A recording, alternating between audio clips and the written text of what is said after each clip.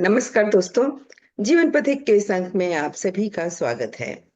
मित्रों, पिछले अंक में हमने अपने एक दर्शक मित्र की समस्या का समाधान किया था और उससे पहले वाला अंक अगर आपने सुना होगा, यानी जीवन पथिक 57, तो आपने देखा होगा कि उसमें हमने गीता पे बात आरंभ की थी कि गीता में जो लिखा रहता है और हम जो पढ़ते हैं, तो उसमें जो लिखा गया है, जो उसमें हिडन अर्थ है, क्या हम उसको सही ढंग से समझ पाते हैं या जो हमें समझना चाहिए वो हम समझ पाते हैं।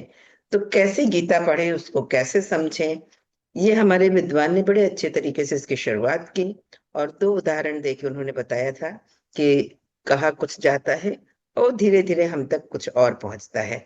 एक बात उन्होंने और कही थी कि गीता में ये कहीं नहीं लिखा है कि इच्छा ना करें, कोई आपकी चाह ना हो, ये कहीं नहीं लिखा है। लेकिन हम हमेशा ये कहते हैं कि फल की इच्छा मत कर और कर्म किए जा। तो ये जो दो बातों से उन्होंने गीता की शुरुआत की, वो एक हमारे सामने उदाहरण थे कि वास्तव में हम गीता को सही ढंग से नहीं समझ पाते हैं। तो आइए एक बार फिर अपने विद्वान की तरफ हम मुखातिब हों, उनसे पहले हम आपका परिचय करा दें। तो ये है हमारे चिरपरिचित मित्र, जो आप सभी के मित्र हैं और हमसे जुड़ते हैं वाराणसी से, डॉक्टर गौतम चटर्जी। गौतम जी, इस अंक में आपका स्वागत है। आपका भी अभिनंदन मेनका जी। स्वागत। गौतम जी, आपने गीता वाला अंक, जो हमने इसके पहले वाले अंक स्ट्रीम हुआ है, उससे पहले वाले अंक में जब हमने गीता पे बात की थी, तो आपने बहुत अच्छे से बताया था कि सही ढंग से गीता को समझना चाहिए अगर हम गीता पढ़ते हैं। कैसे पढ़ें, कैसे समझें, ये सवाल तो आता ही है हमारे सामने। एक और बात हमारे मन में जो आई, एक जो हमारी जिज्ञासा है कि गीता से हम इतना क्यों जुड़े हुए हैं। हर कोई यूं तो रामायण की कथा कहता है, अपने घर में सब कुछ कहता है, पर भागवत सबसे ज्यादा होते हैं। जब किसी कर्म बंधन की या सही राह पे चलने की बात हो, माया मोह की बात हो, तो गीता का ही उदाहरण क्यों दिया जाता है। गीता की चर्चा शुरू होते ही ऐसा लगता है कि गीता से हमारी दोस्ती वर्षों पुरानी है, क्योंकि गीता शब्द हम लोग बचपन से सुनते हैं, गीता पढ़ते हैं, गीता के बारे में चर्चा सुनते हैं, लोग जब तब गीता को कोट करते हैं। तो इसी ऐसा लगता है कि जैसे हम लोग बहुत अच्छी तरह से जानते हैं। लेकिन जब भी हम गीता पर कुछ बोलते हैं, प्रवचन नहीं देते, क्योंकि हम न तो टीचिंग करते हैं न प्रीचिंग करते हैं, उसे किसी एक टर्म को लेके कभी बात करने जाते हैं, तो लोग मुझे इस तरह से देखते हैं कि ये कहाँ है गीता में। तो उससे पता चलता है कि गीता गीता कई बार बोला गया है, लेकिन गीता में प्रवेश बहुत कम हुआ है। तो इसीलिए हम लोग पिछली बार बात कर रहे थे कि गीता कैसे पढ़े, क्यों पढ़े, नहीं पढ़े तो क्या होगा, ये हम लोग बात कर रहे थे। तो हमने बताया कि पहली बात कि सामान्य कुछ जानकारियां हम लोग के पास होनी चाहिए कि गीता महाभारत का एक अंश है, तो वो महाभारत में कहाँ है। क्योंकि एक शब्द है हमारे हिंदी साहित्य में, प्रकरण ग्रंथ। जैसे मान लीजिए कि नाट्यशास्त्र एक ग्रंथ है और वो विशाल ग्रंथ है, उसमें से एक किसी अंश पर अगर आप अलग से कोई छोटा सा ग्रंथ बना देते हैं, तो उसको कहते हैं प्रकरण ग्रंथ। जैसे मान लीजिए कि एक चैप्टर है नाट्यशास्त्र में, 20वां अध्याय, दश रूपक। इसमें 10वीं शताब्दी में धनंजय धनिक ने एक पूरा ग्रंथ तैयार कर दिया, दश रूपक। तो ये प्रकरण ग्रंथ हो गया। इसी तरीके से गीता जो है, इस अर्थ में महाभारत का प्रकरण ग्रंथ है, उसका एक अंश है, ये सभी लोग जानते हैं।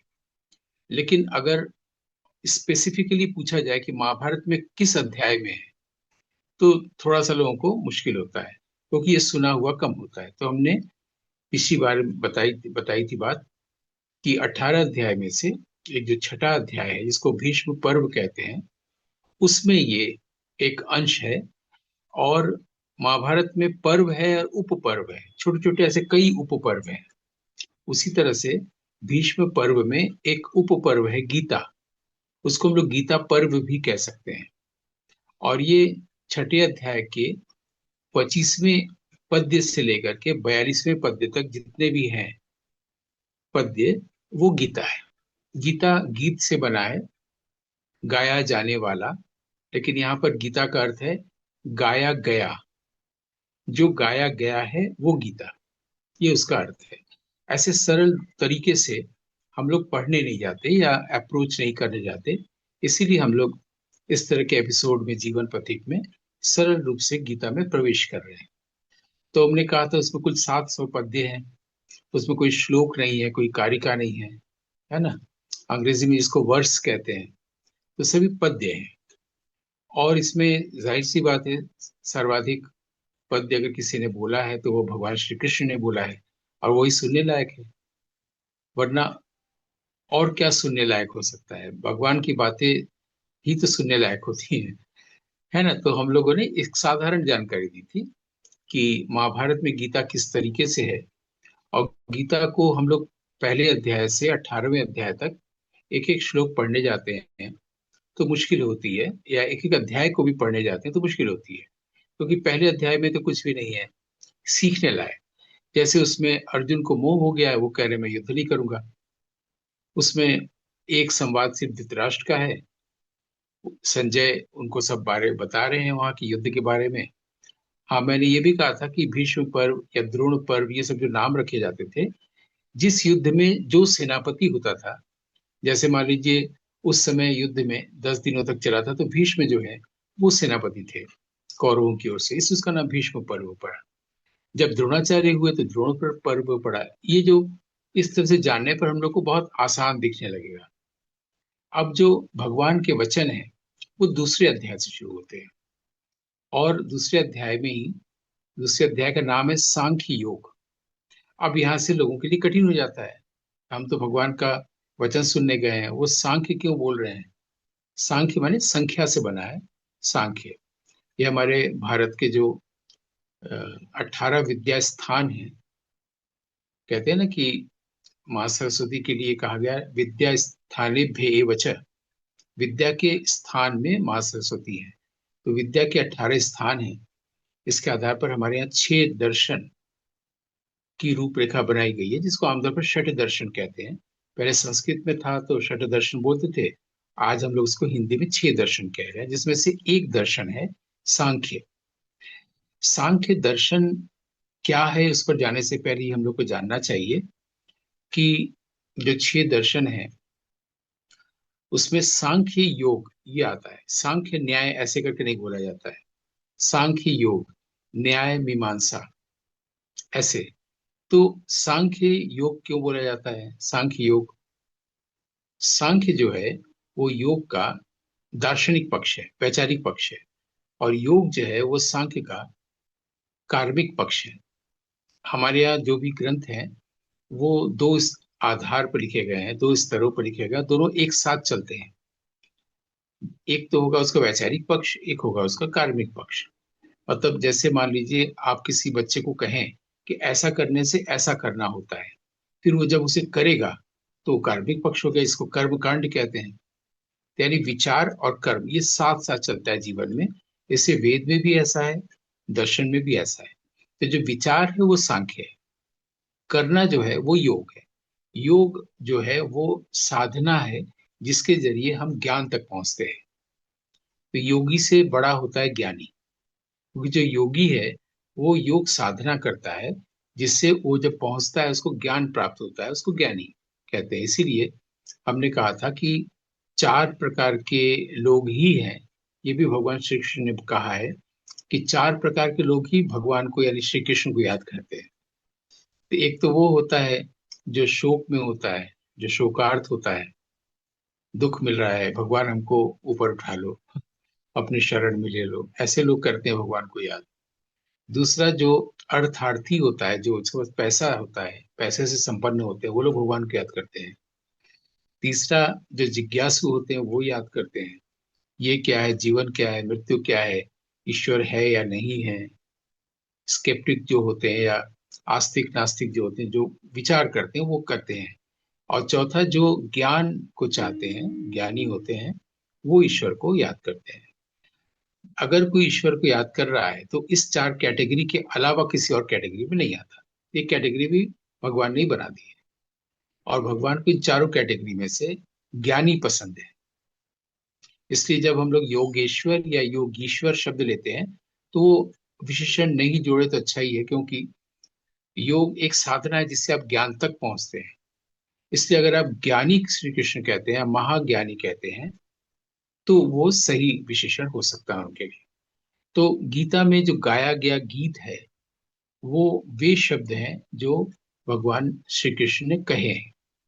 भगवान श्री कृष्ण जो कहे हैं वो आगे चल के कठिन हो जाता है उससे पहले, जहां से उन्होंने कुछ कहना शुरू किया है। जैसे चैप्टर 2, पहले में तो कुछ कहा ही नहीं है। चैप्टर 2 में उन्होंने सांख्य की बात की, अब कठिन हो गया।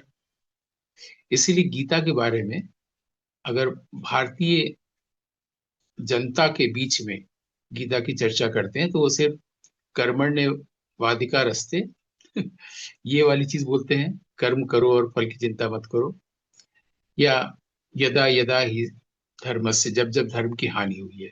इन दो के अलावा किसी तीसरे पद देखो कभी कोई कोट ही नहीं करता, क्योंकि ये दोनों समझ में आ चुका है कि कर्म करो फल की चिंता मत करो। और जब भी धर्म की हानि हुई है तो साधुओं की रक्षा करने के लिए कृष्ण बार बार प्रकट होते हैं। ये बात समझ में आई है। लेकिन और बातें भी तो हमें ही समझाने के लिए कही गई है, उस पर भी तो बात होनी चाहिए।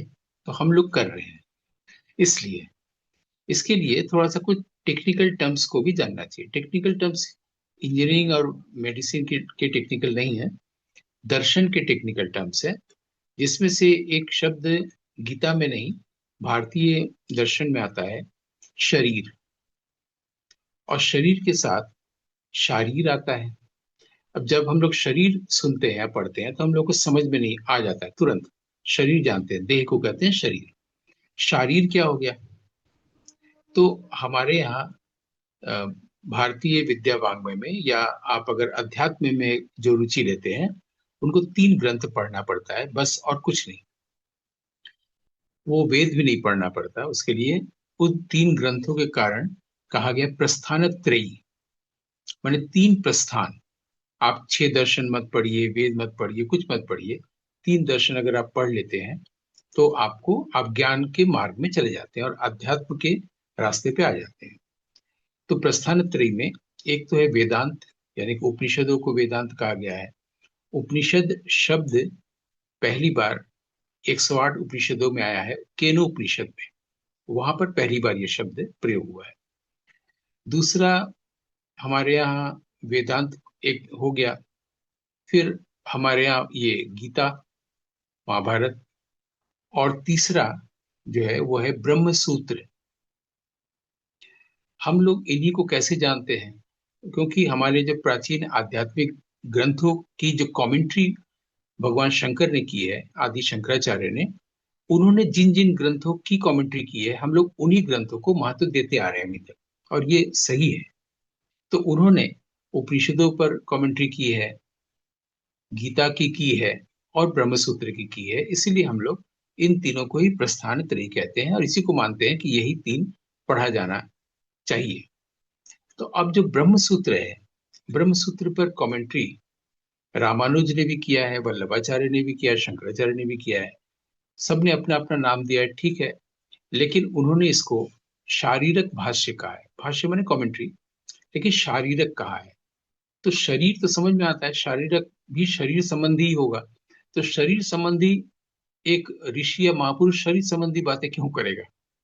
वो तो कोई भी करेगा। हम लोग सुबह से रात तक करते रहते हैं कि किसी को डायबिटीज है, किसी को ब्लड प्रेशर है, आज मेरी तो यहाँ पर पैर में दर्द हो रहा है। शरीर संबंधी बात करने के लिए तो भगवान शंकराचार्य है नहीं, तो जरूर कुछ मतलब होगा। इसलिए आज सिर्फ एक शब्द को समझते हैं, शारीर या शारीरक। शारीरक भाष्य क्यों कहा है? अच्छा, साथ साथ नाट्यशास्त्र की बात इसलिए करते हैं, और करने में कोई दोष नहीं है, दोनों ही अध्यात्म का ग्रंथ है। अभी यूनेस्को ने भी सिर्फ 2 ही ग्रंथों को भारत का सबसे बहुमूल्य ग्रंथ कहा, एक गीता और एक नाट्यशास्त्र। इससे नाट्यशास्त्र की बात करते हुए गीता को उल्लेख हो जाता है, गीता की बाता करते हुए नाट्यशास्त्र को उल्लेख हो जाता है। नाट्यशास्त्र से हम अभिनय सीखते हैं, और अभिनय सीखने के लिए 3 शब्द उसमें कहा गया है 8वें अध्याय में। 11वीं कारिका में, वहां पर श्लोक नहीं है, पद्य नहीं, वहां कारिका है। तो वहां 11वीं कारिका में कहा गया है, मुखज यानी फेस एक्सप्रेशन ये चाहिए, चेष्टाकृत यानी कि पूरे बॉडी में एक चेष्टा होनी चाहिए, मेजर लिम्स माइनर लिम्स का प्रयोग करना चाहिए। तो आगे डिटेल किया गया है। और तीसरा शब्द है शारीर। अब शारीर का हमारे विद्वानों ने, जब से इसका ट्रांसलेशन हुआ है संस्कृत से अंग्रेजी हिंदी में, तब से मैंने संस्कृत के विद्वानों से लेकर आज तक इन तीनों को कहा गया है face, major limbs, minor limbs. ठीक। इसके लिए गीता में शब्द आया है देही। देही का मतलब होता है देह में जो रहता है वो देही। वेद में इसके लिए शब्द आया है पुरुष, जो पुल्लिंग और स्त्रीलिंग नहीं है। पुरी शेति इति पुरुष, ये जो मैं वाक्य बोलता हूं संस्कृत में, इसको निरुक्ति कहते हैं।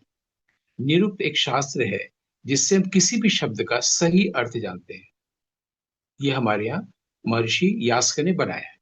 वेद का कोई एक शब्द है, उसका असली मतलब समझना है, गीता का कोई शब्द है जिसका असली मतलब समझना है, उसका निरुक्त कर दीजिए, हो जाएगा। तो शरीर के लिए कहा गया है शीर्यति। शीर्यति थी शरीर, और शरीर किसे कहते हैं? जिसकी मृत्यु होती है, दैट वन डाइज, उसको शरीर कहते हैं। ये जो हम लोग ह्यूमन शरीर है उसको शरीर नहीं कहते हैं, या जो किसी पशु पक्षी का शरीर है उसको शरीर नहीं कहते हैं। या इसलिए शरीर कहते हैं क्योंकि शरीर शब्द इसलिए आया है हम लोग की भाषा में, जिसका अंत होता है, जिसकी मृत्यु होती है, उसको शरीर कहते हैं। दैट विच डाइज शीर्यते तत् शरीर, ये निरुक्त कर दिया गया उसका। उसकी निरुक्ति ऐसे हुई, शीर्यते तत् शरीर, माने शरीर उसे कहते हैं जिसकी मृत्यु होती है। ये शरीर की परिभाषा है हमारे संस्कृत में। ठीक, वैदिक वाङ्मय में। अब आया शारीर किसे कहते हैं? जरूर शरीर से अलग होगा, तभी शंकराचार्य इसका प्रयोग कर रहे हैं, शारीरक भाष्य। शारीर का मतलब होता है शरीरे भव इति शारीर, जो शरीर में रहता है, वन हु लिव्स इन शरीर, उसको शारीर कहते हैं। उसीलिए उसको शारीरक भाष्य कहा जाता है। और जब नाट्य शास्त्र में ये शारीर शब्द आया है, तो जाहिर सी बात है हमारे मेजर लिम्स की बात तो होगी नहीं। लिम्स का मतलब हमारा जो लिम्बिक सिस्टम है, ऊपर सिर है, नीचे धड़ है, इसमें लिम्स है, हाथ पांव आदि आदि, जिसको हम लोग ज्ञानेंद्रिय या कर्मेंद्रिय कह सकते हैं। तो इनका प्रयोग करना, तो ट्रांसलेशन हुआ है, और आज तक सारे रंगकर्मी, सारे विद्वान ये बताते आ रहे हैं कि इसका मतलब है मेजर लिम्स, माइनर लिम्स और फेस। ये अंगाभिनय होता है। लेकिन इसमें कहीं कभी किसी विद्वान ने इधर ध्यान नहीं दिया कि शारीर का मतलब ये होता ही नहीं है। शारीर का मतलब जो शरीर में रहता है, जिसको भगवान श्री कृष्ण गीता में कह रहे हैं देही। देह में जो रहता है वो देही। इसलिए ऐसे शब्दों को हम लोग जान रहे हैं जिसको टेक्निकल टर्म्स कहते हैं या शब्दावली कहते हैं। शब्द और शब्दावली में ये फर्क है कि अगर मैं कह रहा हूँ वृक्ष, अगर मैं कह रहा हूँ हाथी, ये शब्द है, समझ में आ जा रहे हैं। लेकिन अचानक से कोई शब्द आ गया कि सांख्य, प्रत्यभिज्ञा, तो ये एक टेक्निकल टर्म हो गया, शब्दावली, जिसका मतलब समझना होगा।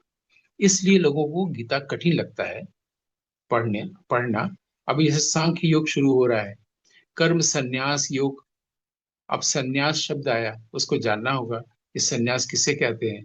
घर छोड़ के चले जाना संन्यास है या क्या संन्यास है? तो अभी हम लोगों ने एक शब्द को सिर्फ जाना कि शरीर में कोई रहता है, पुरुष कहें या देही कहें या शारीर कहें। शरीर में जो रहता है वो क्या करता है? तो अभी मैंने एक उपनिषद का नाम लिया था, केनोपनिषद। उसमें शिष्य पूछता है कि ये जो आंख से हम लोग कैसे देखते हैं, कान से कैसे सुनते हैं? तो गुरु बता रहे हैं कि आप आंख से देखते ही नहीं है, क्योंकि अगर आपको आंख से दिखता तो आपको धोखा क्यों मिलता समाज में, संसार में? कान से अगर सही सुनाई देता तो आपको प्रॉब्लम क्यों होती? दरअसल जो देह में रहता है वो आपके आंख के जरिए देखता है, आपके कान के जरिए सुनता है, आपके सारी इंद्रियों के जरिए सूंघता है, स्पर्श करता है, वो आपके मन का प्रयोग करके सोचता है। आप इस आंख से उसे नहीं देख सकते जो शरीर में है, इस कान से उसे नहीं सुन सकते हैं। तो इस कान से अगर उसे नहीं सुन सकते हैं, कितना बड़ा अवसर है कि भगवान श्री कृष्ण जो देह में रहते हुए बोल रहे हैं, वो हम गीता पढ़ते हुए उन्हें सुन ले रहे हैं। है ना इंटरेस्टिंग कि वो जो हमारे भीतर से बोलता है, वो जो हमारे भीतर से देखता है, सुनता है सारी चीजें, तो पहले तो क्लियर हो गया कि हम कुछ नहीं करते। हम कुछ नहीं करने पर ये नहीं होता कि अब हम क्या करें, जब हम कुछ नहीं करते तो बैठ जाए। लेकिन हम कुछ नहीं करते अच्छी बात है, लेकिन वो तो कर रहा है ना। वो क्या क्या देख रहा है, यानी अगर हम सामने कोई कैलेंडर देख रहे हैं, तो मैं हम देख ही नहीं रहे हैं, वो देख रहा है। इसलिए जब भी कोई ध्यान करता है या जप करता है या भगवान के स्मरण करता है, दोनों भ्रिकुटियों के बीच में, भ्रू कहा गया है, आईब्रो, उसके बीच में ध्यान केंद्रित करना। तो ऐसे करके आंख केंद्रित कर रहे हैं, ध्यान लगा रहे हैं, मेडिटेशन में बैठे तो आंख बंद हो जाता है ना। तो ये जो जितने भी जब पूजा करते हैं तो आंख बंद हो जाता है, यानी हम आंख बंद करके भीतर जो है शरीर या जो देही है, उसको, उसका स्मरण करने की कोशिश कर रहे हैं ना। लेकिन गीता पढ़ के हम क्या सीखते हैं कि हम तो देखते ही नहीं है। तो हम आंख को बंद कर देंगे तो वो कैसे देखेगा। वो देखे, इसलिए हम आंख बंद करके जप कर सकते हैं, ध्यान कर सकते हैं, कुछ भी कर सकते हैं। तो हम तो पहली बात कुछ कर ही नहीं रहे हैं। वो देखेगा, वो जप करेगा, वो अजपा जप हमारे भीतर हमेशा कर रहा है। वो ध्यान कर रहा है, वो सुन रहा है। तो उसके लिए आंख को खोले रखें। इसे बुद्धिस्ट मेडिटेशन मेडिटेशन में कहा था कि आंख को खोल के करिए। इस अर्थ में नहीं, वो कहते हैं कि आंख बंद करके आप ध्यान करेंगे तो आप सो जाएंगे। लेकिन हमारे यहाँ गीता या उपनिषदों से ये शिक्षा मिलती है, आप कुछ नहीं करते, वो कर रहा है तो उसको करने दीजिए। इसके लिए सबसे जरूरी चीज जो है, जहां पर आज हम लोग विराम लेंगे, वो ये है कि हम सोचते हैं तो उसको उसके करने में बाधा देते हैं। अगर हम शांत रहें, कुछ ना करें, स्टिलनेस आए, खामोश रहें, और उसको करने दे, उसको आंख से देखने दें, उसको कान से सुनने दें, कोई प्रॉब्लम ही नहीं होगा। पहली बात तो ईगो ही चला गया कि मैं कर रहा हूँ। दूसरी बात, उसको जब करने देंगे, करने देने के लिए हम स्थिर हो गए, शांत हो गए, तो अच्छी बात हो गई आज। तो मित्रों देखिए, गीता पढ़ना कितना इंटरेस्टिंग है अगर हम उसको सही ढंग से पढ़ें। लेकिन जरूरी है उसके कुछ टेक्निकल टर्म्स को हम सीखें। जैसे आज एक बहुत बहुत छोटे से टर्म्स थे, शारीरिक। लेकिन जब उन्होंने, हमारे विद्वान ने बताया, तो उसका अर्थ जानकर कितना अच्छा लगा। तो हमारे भीतर से वो ईश्वर बोल रहा है। और यहाँ जी, पर एक शब्द बोल दे, शारीरिक जब बोल रहे हैं तो शरीर संबंधी, शारीरक है, शारीरक भाष्य, शारीर। और जब शारीरिक बोल रहे हैं वो शरीर संबंधी हो गया। अच्छा ठीक अच्छा। है। अच्छा, शारीरक। तो हाँ। शारीरिक शब्द उन्होंने एक्चुअली हमें बताया। और बहुत अच्छा लगा जान के कि इस तरीके से अगर हम गीता को पढ़ें, तो गीता हमारे लिए सचमुच सही ढंग से हमारे सामने आएगी। और हम ईश्वर को भी, उस ईश्वर को जान सकेंगे जो हमारे भीतर रहकर काम करता है सब। तो ये बात तो हमारे विद्वान शुरू से भी कहते थे। और अब जब हम उसको गीता के माध्यम से उनके जरिए जान रहे हैं कि गीता में इस तरीके से कहा गया है, तो और भी अच्छा लग रहा है। तो गौतम जी, आज आपने इस अंक में जो कुछ भी बताया, एक ही शब्द जो बताया इतना सुंदर, शारीरक, शारीरक भाष्य से लेके, बहुत अच्छा लगा। इसके लिए आपका हमारी ओर से और हमारे सारे दर्शक मित्रों की ओर से बहुत बहुत धन्यवाद। आपका, मेनका जी और सभी मित्रों का अभिनंदन। आनंद आनंद आनंद।